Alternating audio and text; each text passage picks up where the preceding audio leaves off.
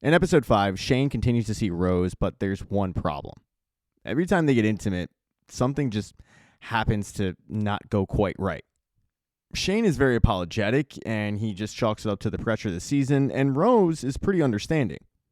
But when they meet for dinner later that night, the conversation kind of gets brought up that maybe Rose isn't quite for Shane. Now, she brings it on gently by mentioning that her co-star Miles is very into Shane and Miles is gay, but Shane isn't picking up on the hints. And finally, Rose just has to come out and say it. Shane, I don't really think you're into me. I think maybe you'd rather be with somebody like Miles. Now, initially, Shane is very defensive about this, but eventually he does end up admitting to Rose that he would rather be with a guy. And it's not like he doesn't like Rose as a person. He enjoys talking to her and hanging out with her, but yeah, her perception was accurate. Rose goes so far as to ask Shane, have you ever been with a guy? And he admits he has. He doesn't name names, but not only does he admit that he's been with a guy, he admits that he's a bottom. That's just how comfortable Shane is talking to Rose about the situation. And Rose admits to Shane that being an actress, she's had her fair share of guys date her that end up being gay. So her gaydar was on full display with this one. She had a pretty good idea. She does tell Shane that he probably should follow Miles back on Instagram and try to see if there's something there, but Shane says, "Nah, I got something else and I'm more focused on the season," and that something else obviously is Ilya.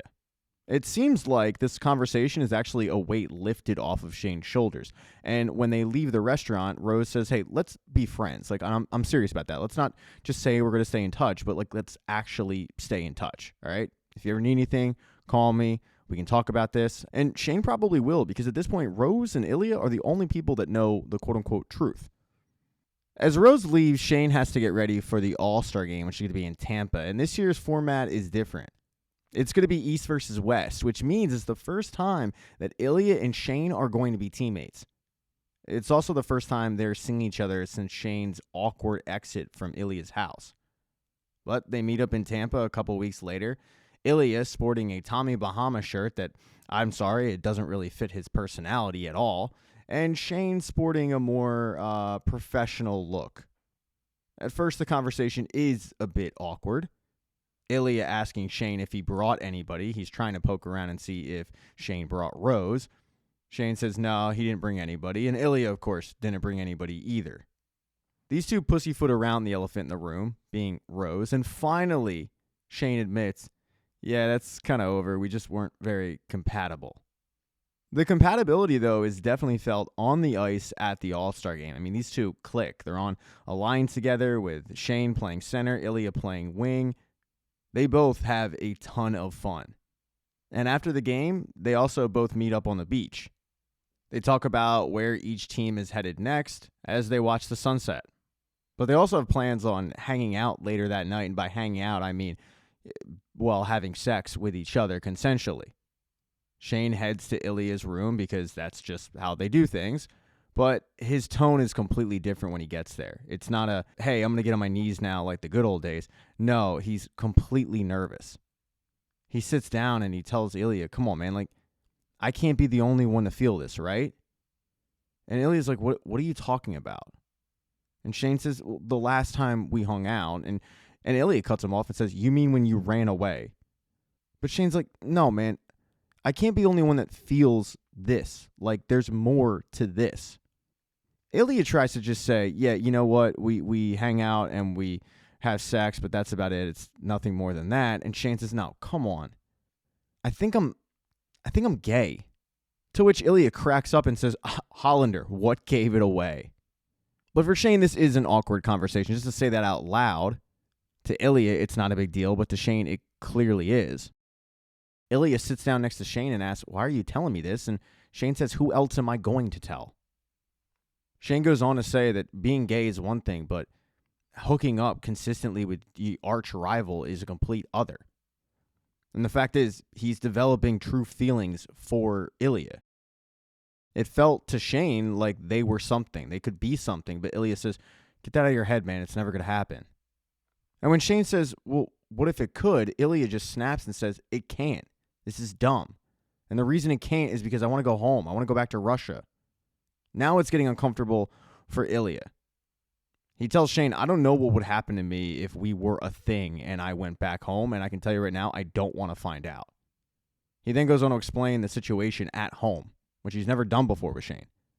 How his brother and his dad are both cops. His mother died when he was very young, but his dad is dealing with dementia. Ilya actually gets so emotional he starts crying, to which Shane consoles him. And then they have sex. And then Shane leaves. Though the next morning when Shane wakes up, he's got a few hours to kill before he has to leave because they do have a game that night. He gets a text from Ilya saying, come over. Initially, Shane's like, no, dude, I can't. We have a game, but Shane ends up in that bed because you can't deny the dick. After the two end up hooking up, Ilya's getting phone calls from his brother, Alexei. Shane asks, is everything okay? He starts kind of to pry, but Ilya just deflects with humor.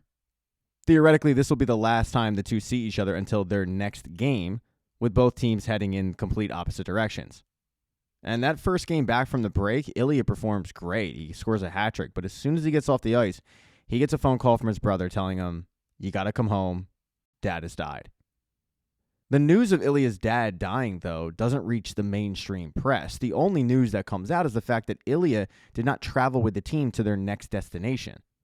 And when Shane hears about this, he immediately gets concerned. He texts Ilya right away saying, are you okay? Because he has no idea what's going on.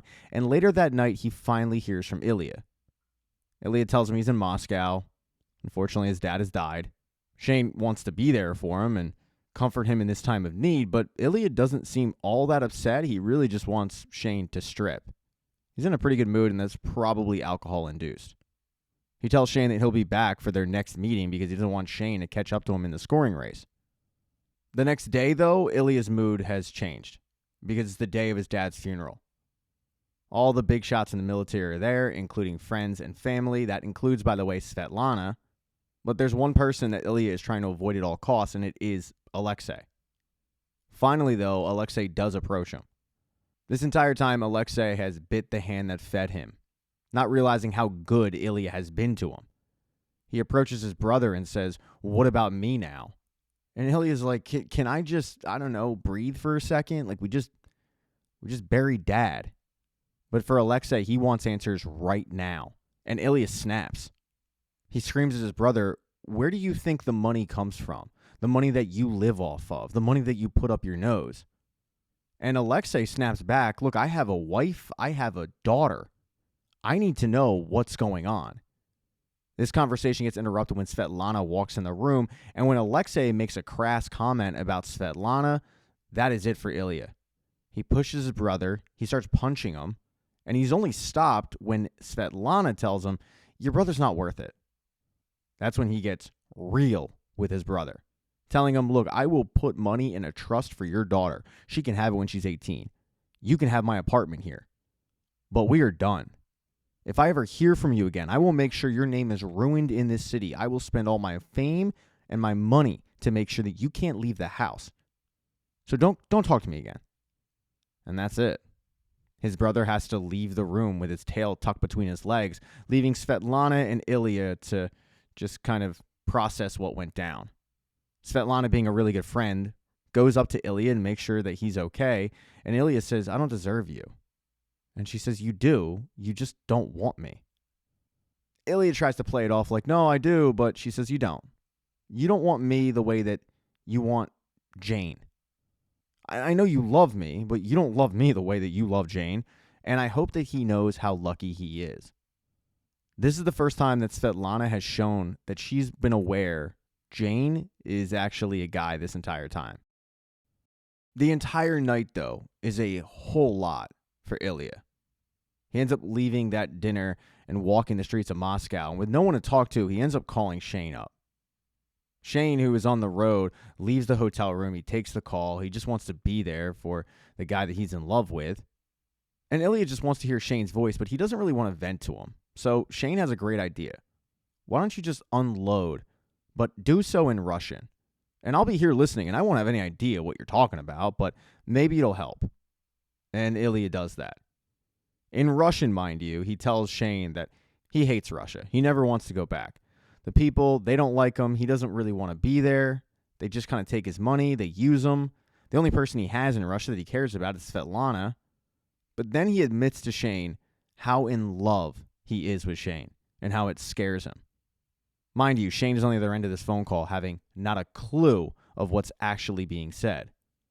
But there's Ilya pouring his heart out to Shane, telling him how in love he is with him.